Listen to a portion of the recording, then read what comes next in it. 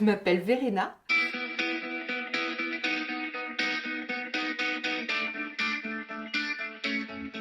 Je suis pas sûre qu'il y ait une description très simple, linéaire, hein, comme ça, à brûle-pourpoint. Je dirais peut-être que dans la vie et dans ma personnalité, j'ai les qualités de mes défauts. Donc ça part un peu dans tous les sens. C'est un trouble de l'attention et de l'hyperactivité. Moi, potentiellement, j'ai que le trouble de l'attention qui peut être. Alors après, chez chacun, hein, ça s'exprime de manière extrêmement différente. Ça peut être handicapant ou pas. Euh, on peut très bien vivre avec, hein, c'est pas.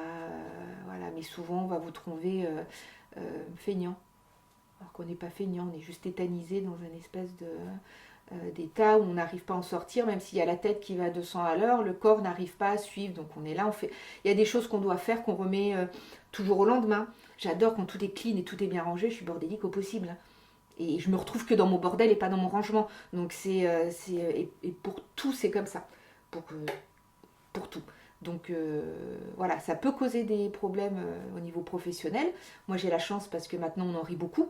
Hein, on dit tout de suite parce que sinon je te dis oui. Et dans la seconde, j'ai pas de mémoire immédiate, dans la seconde c'est oublié. Puis j'y repense beaucoup, hein, vers minuit, heure du matin, où je me dis ouais, il faudrait que je pense à faire ça demain. Et puis dans la journée tout s'est envolé. Et j'ai beau noter, j'ai beau avoir des rappels, je regarde le rappel, je referme le rappel, il est terminé, il est oublié. Quoi. Si je réponds si je lis un SMS que je ne réponds pas tout de suite, j'ai répondu dans ma tête, donc je t'ai répondu. N'attends pas de réponse de ma part. Souvent, c'est comme ça. C'est des petites choses du quotidien qui sont pas dérangeantes pour moi, mais extrêmement pénibles pour tout le monde autour. C'est plus dérangeant pour les autres que pour soi, en fait. J'ai beaucoup de choses dans la tête. Beaucoup. Et en permanence, tout le temps.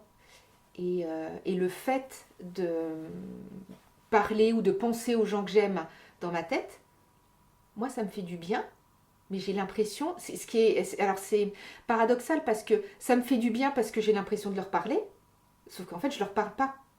Et donc, c'est ça aussi qui est extrêmement angoissant et stressant, c'est que je sais quelles vont être les conséquences. C'est que le jour où ils vont disparaître, je vais regretter de ne pas avoir communiqué. Et pourtant, j'en suis incapable. Et pas parce que il y a un souci de communication dans la famille. Hein. C'est pas du tout ça. C'est que de prendre le téléphone, ça fait partie des choses voilà, qui bloquent. J'ai du mal en fait à, à me créer des espaces-temps différents. J'ai beaucoup de mal à m'organiser par rapport à ça. Que ce soit physiquement en disant voilà je dois faire ça, ce matin il faut que je fasse le ménage, là il faut que je prenne rendez-vous, c'est prendre un rendez-vous, vous savez pas ce que c'est hein, avec moi, un enfer, un enfer, parce que je suis incapable de me projeter sur le truc, ça me provoque des crises d'angoisse, hein. Je veux dire j'ai un rendez-vous là, il faut que j'ai ce rendez-vous, tu vois, il faut que j'ai des rappels, il faut que ce soit comme ça, parce que je peux pas l'expliquer par contre, hein, c'est extrêmement, mais cette organisation du temps, alors que dans une journée classique, toi, tu vas dire, ah tiens, j'ai envie d'appeler un tel, bon bah je l'appelle. Moi, dans ma tête, je vais me dire, ah tiens, j'ai envie d'appeler un tel. Ouf, alors là, c'est compliqué, là maintenant, tout de suite. Et pourquoi c'est compliqué, je ne sais pas. Il n'y a aucune raison que ce soit compliqué. Tétanisé, voilà, dans une espèce comme ça, d'immobilisme. Tant que j'avais du temps, je pouvais toujours faire illusion. Hein, c'était, voilà, je suis perdue dans le temps. Et plus j'ai de temps pour faire les choses, moins je les fais. Hein. Donc moi je travaille que dans l'urgence. Il n'y a que là que je suis assez efficace et fonctionnelle. Si j'ai du temps, ce sera jamais fait. Hein. J'ai un imaginaire qui est énorme, qui me permettait, hein, plus jeune j'écrivais, enfin voilà, j'ai une facilité à m'inventer des trucs, j'ai des rêves, alors je sais que tout le monde rêve, hein, mais je me rappelle de tous mes rêves tout le temps, et c'est des histoires. Je veux dire, c'est pour ça que je mémorise rien. Il paraît que quand on rêve, en fait, c'est le cerveau qui classe, qu'il a vu dans la journée, les informations qui étaient importantes, pas importantes. Quand tu vois le bordel qui se passe la nuit dans ma tête, tu m'étonnes que j'arrive pas à me rappeler de ce que je dois faire le lendemain, ou que les trucs importants, tu vois, me soient sortis de la tête, parce que j'ai de l'inutilité à l'intérieur qui est extraordinaire. Non, non, je... Peut-être que j'ai trop d'imaginaire. Je pense que j'ai trop... Petite, je pense que j'ai trop rêvé les choses. J'ai trop rêvé ma vie. Et voilà. Je suis extrêmement raisonnable dans le travail, je peux être très raisonnable, mais non, en fait, je suis pas du tout. Hein. Je suis pas du tout raisonnable, pas du tout. Je suis pas une adulte des fois. Je suis très ou pas du tout.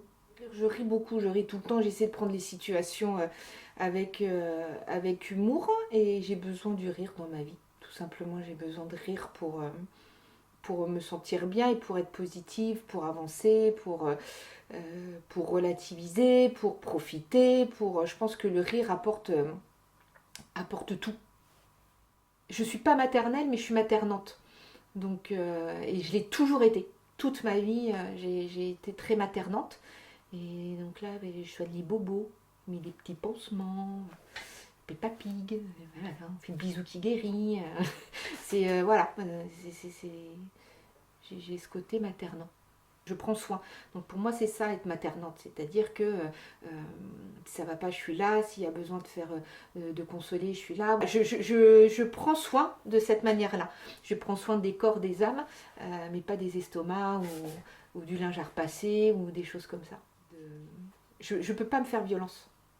J'arrive pas à me faire violence. J'ai des regrets au quotidien d'avoir perdu 1 heure, 2 heures, 3 heures, 6 heures. J'ai des regrets de ne pas avoir fait. Là, tu vois, mon petit bonheur, j'ai réussi à vider mon panier de linge sale.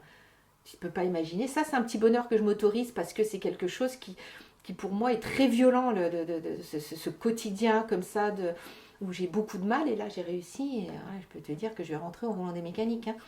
Là, ça va me faire la semaine. Hein. Je pense être drôle. Je pense être très à l'écoute des gens. D'ailleurs, on me parle beaucoup.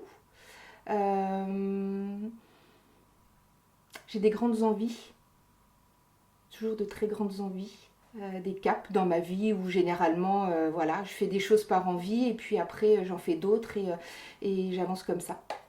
J'ai déjà eu plusieurs vies, entre guillemets, hein, et j'en aurai d'autres encore après, donc ouais, très peu. Pire défaut, je pense que je me laisse facilement envahir par les informations négatives hein, qui m'entourent. Donc je suis une véritable éponge avec ça. Et ce qui fait que ça peut être assez déprimant ou dépressif. Et donc voilà, j'ai encore du mal à me protéger de tout ce qui se passe tout autour et de la négativité. Voilà. Donc ça, c'est pas un défaut en soi, forcément pour les autres, mais c'est un gros défaut pour moi. Pour les autres, je peux être assez dure, assez exigeante, assez pénible. Mais après, je suis assez entière aussi, donc voilà. Alors, je dis toujours très mal les choses. Hein. Ça, il y a la première couche où c'est une gerbe verbale comme ça qui arrive parce que j'ai tendance et j'essaie de changer, de me contrôler et de faire différemment, mais je laisse monter la pression avant d'exprimer les choses qui ne vont pas. Et ça, c'est quelque chose que j'essaie de changer. Parce que j'ai toujours des restes hein, quand même hein, de cette timidité qui peuvent être là, mais surtout pour ne pas blesser les gens. Et comme je tourne et retourne 36 fois la manière de dire les choses et qu'au final j'étais tellement longue avant de l'exprimer pour pouvoir, et ben en fait au bout d'un moment ça explose et puis ça part pas comme il faut. Donc souvent, une fois que je suis calmée, je m'excuse et je réexprime les choses beaucoup plus clairement, beaucoup plus calmement, voilà. Mais ça peut m'apporter beaucoup de soucis parfois. Beaucoup de choses, hein. Beaucoup de choses. Ma famille, mes enfants, le travail, les gens en général, les voyages, la vie quand elle est chouette aussi. Les gens. Parce que voilà, autant j'aime beaucoup les gens, autant ils me procurent beaucoup de peine. J'ai une petite tendance, surtout en ce moment, à avoir une perte de confiance en l'humanité hein, et en l'être humain en général, hein, parce que je vois des choses qui me plaisent pas du tout et je me dis que c'est compliqué de vivre comme ça. Tu vois, par exemple, après le Covid, je crois que tout le monde s'était dit, ça y est, on va se retrouver dans une société, on se retrouve dans une société qui est pire que ce qu'elle a jamais été. Et moi, j'y suis confrontée au quotidien, tout le temps, tous les jours. Donc, l'humanité me procure beaucoup de déception. Les gens sont devenus hyper centrés sur eux Vraiment, alors ça, je pense que ça a toujours été ça, c'est le monde et les petits oiseaux. Mais on a l'impression qu'avec les événements internationaux, cette espèce d'ambiance un peu morose, tout ça, les gens, au lieu de s'entraider, vont se regrouper sur eux-mêmes, sur ce qu'ils ont, leurs petits trucs, tu vois, et ben, si les autres ils s'en sortent pas, c'est pas grave. Il y a plus ce respect de la pensée de l'autre. C'est-à-dire qu'on a le droit de tout dire, on a le droit de tout exprimer, et sans se soucier si ça blesse les gens, si ça leur fait quelque chose, s'ils sont d'accord, pas d'accord, et sans communication, son discours. C'est-à-dire qu'on n'est pas capable d'entendre une réponse à côté.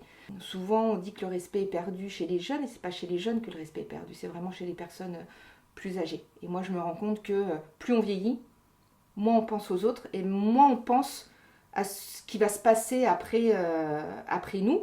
Et je parle pas qu'en termes d'écologie, tu vois, c'est pour tout. C'est les jeunes, ben, ils auront la société qu'ils ont, tant pis pour eux, tu vois. Pour moi, je trouve ça vraiment effroyable. Vraiment effroyable. Et le fait de le communiquer très ouvertement, très libre, et que très ouvertement les gens te disent qu'ils n'en ont rien à foutre des autres. Hein. Ce qui est terrible, c'est que c'est la génération qui a tout eu, qui est la pire. Ils ont eu l'emploi, ils ont eu les facilités de crédit, ils ont une maison, ils ont tout fait, enfin voilà, et alors ils ont une exigence et une intolérance aux autres qui est extraordinaire. Et nos petits jeunes, ben, ils sont quand même pas si mal que ça, parce que vu la société dans laquelle ils grandissent, je peux te dire qu'il y en a quand même beaucoup de très gentils et de très sympas malgré tout. Je dirais la maladie. La maladie, parce que je me verrais mal. Déjà, j'ai du mal à vieillir. Se relever de sa chaise, ça va être coton déjà. Mais me retrouver dans un état réduit, restreint, être un poids pour la famille, la société, pour tout, ça je pense que j'aimerais pas être malade. J'ai peur d'être malade. Et plus on vieillit, je pense que plus on en vient à y penser. Hein. Autant plus jeune, j'aurais eu peur de la mort, de mourir, alors que mes enfants n'étaient pas grands. Maintenant, ils grandissent. C'est plus la mort qui me fait peur, c'est effectivement la perte d'autonomie. Hein. Toujours la société. Panique. C'est un truc, c'est quelque chose qui est plus jeune. C'est pareil, voilà, il y a tellement d'évolution dans une vie, c'est que autant il y a des choses qui me passaient au-dessus, mais vraiment, enfin, j'en avais rien à faire. Là, je me suis coupée d'un maximum d'informations. Je ne regarde plus la télé chez moi, j'essaie de lire les journaux, mais en fait, à un moment, ça va être au minimum parce que, j'ai dit, on a l'impression que dans la vie, il n'y a rien de bien, quoi. Dans cette société, il n'y a rien de bien qui se passe, alors qu'il y a plein de belles choses. Mais on nous assène en permanence des malheurs, qu'il faut haïr autrui, qu'il faut haïr plus pauvre, on nous inculque la haine, en fait, en permanence. Alors peut-être que c'était pareil avant, mais j'en avais pas conscience parce que ça me glissait dessus. Maintenant, j'ai beaucoup plus conscience de ça et pour moi, c'est extrêmement problématique. Parce que c'est une colère en plus qu'on ne peut pas exprimer. Hein. C'est une colère que tu es obligé de garder dans toi, que tu es obligé vraiment de le garder au fond de toi et qui te ronge au final. Hein. Au final, ça te ronge parce que tu peux justement pas l'exprimer, parce que personne ne comprend, ou t'en fais des tonnes, t'en fais des caisses, c'est quand même pas si mal que ça. De ne pas avoir été aussi forte plus tôt. Oui, de ne pas avoir su beaucoup, de ne pas m'être affirmée plus très tôt, beaucoup plus tôt. J'en avais pas les moyens.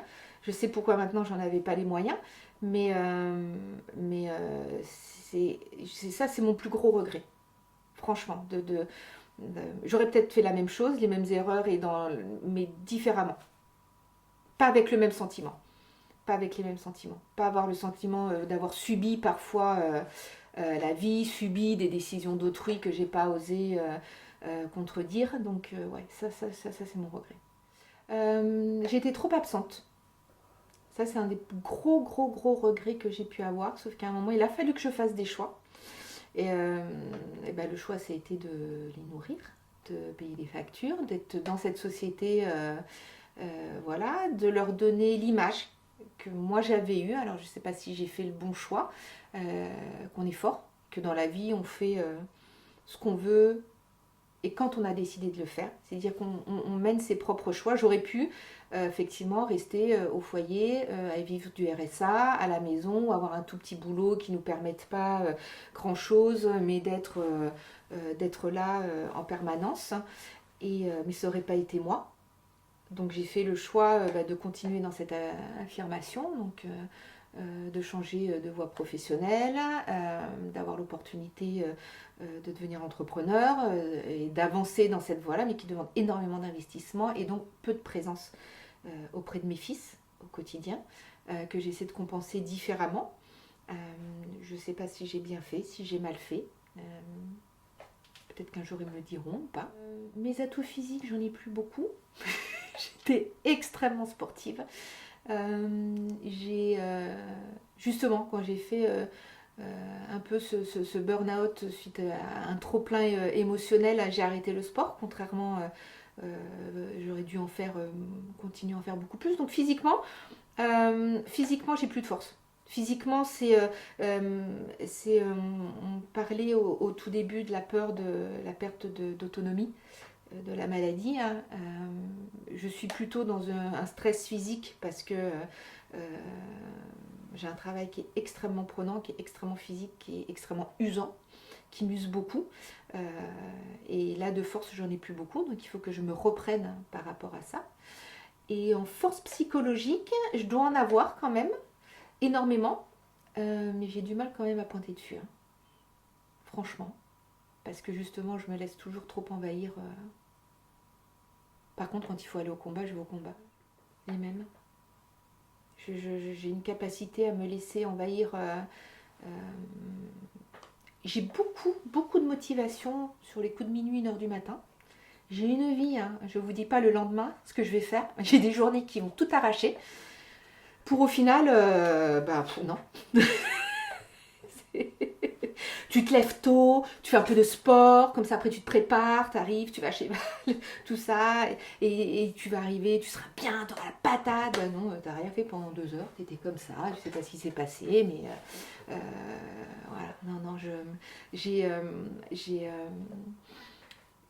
mes défauts, j'ai les défauts de mes qualités, et globalement les défauts prennent souvent le dessus parce que c'est plus facile, parfois aussi. Mais j'ai aucune. Là, j'ai des faiblesses physiques dues au travail aussi, hein. Tendinite, vieille serveuse, hein, ça fait pas long feu. Hein. Je rêve beaucoup. Je passe du temps avec les gens que j'aime, principalement. Un peu de golf, un peu de tennis à l'occasion. Voilà, mais c'est vraiment. Je laisse le travail de côté. Là, j'ai une capacité par contre à mettre de côté les soucis. Je suis au travail, poum, la porte elle est fermée, c'est terminé, j'ai 24 heures parce que j'ai qu'une journée de repos par semaine. Donc voilà, non, j'ai une capacité à ne rien faire. Mais vraiment, à écouter le silence, à essayer d'apaiser tout ce qui se passe dans ma tête, tu vois, d'essayer de moins penser, de moins réfléchir, voilà, passer des bons moments. Me retrouver aussi, hein. C'est ça qui est difficile, parce que rien ne me passionne. C'est terrible. Hein. Je peux avoir 100 000 passions qui ne durent pas. J'ai la passion de découvrir et de commencer quelque chose en me disant que je vais aller jusqu'au bout et j'y vais jamais jusqu'au bout. J'ai la passion de la découverte, mais ça ne va pas plus loin. La gymnastique, ça a été ma première passion. Et en fait, à un moment, j'ai dû déménager, je devais changer de club et j'ai pas voulu changer de club. Mon club, c'était la JA, c'était pas un autre club. Donc j'ai arrêté. Et à partir de là, voilà, j'ai fait d'autres choses. C'est là que j'ai pris le tennis, la danse, voilà, j'ai fait des choses en parallèle. Mais juste pour m'amuser. Pas pour aller au bout du max que je pouvais aller, je pense. Ça fait partie des regrets. Sur des regrets que j'aurais pu avoir, de ne pas être jusqu'au boutiste. Les gens que j'aime. J'ai pas d'argent, j'ai pas de biens, j'ai aucune possession, j'ai une voiture de 1995. Je dépense mon argent en voyage, sur des choses qui sont pas concrètes physiquement, mais qui laisseront des souvenirs. Alors, je suis très attachée aux objets, très attachée aux souvenirs, mais pas matérialiste. C'est-à-dire que j'ai pas besoin du dernier truc, j'ai pas besoin d'avoir une maison. je sais pas où je vivrai plus tard, j'arrête pas de dire que je vivrai chez mes enfants. Mais non, le bien physique, la possession en elle-même, la richesse physique, enfin pécuniaire, tout ça, ça m'intéresse pas. Alors, ce que j'apprécie, c'est pas un trait de personnalité, j'apprécie l'intelligence. J'aime les gens brillants. C'est très orgasmique en fait. J'adore être au milieu de gens qui intellectuellement sont brillants, mais pas puants. Voilà, c'est-à-dire qu'il y a une intelligence intellectuelle, une intelligence humaine aussi, qui puisse de manière très à l'aise communiquer, parler à tout le monde en s'adaptant, mais toujours en gardant une certaine réflexion. Et j'adore profiter de cette intelligence, de ces réflexions, d'écouter comme ça des échanges. Voilà, moi c'est ça qui me plaît beaucoup, beaucoup chez l'autre. Oh, la médiocrité, hein. Mais au sens large, hein, franchement. Hein. Les gens qui se remettent pas en question, les gens qui ne réfléchissent pas, les gens oui, qui manquent de respect, voilà, qui sont médiocres et qui se complaisent hein, dans leur médiocrité. Ça, c'est quelque chose que j'ai beaucoup de mal parce que la médiocrité engendre beaucoup de choses. Elle engendre la méchanceté, elle engendre euh, l'ignorance par rapport aux autres, le refus de comprendre l'autre. Donc non, la médiocrité, franchement, je supporte pas.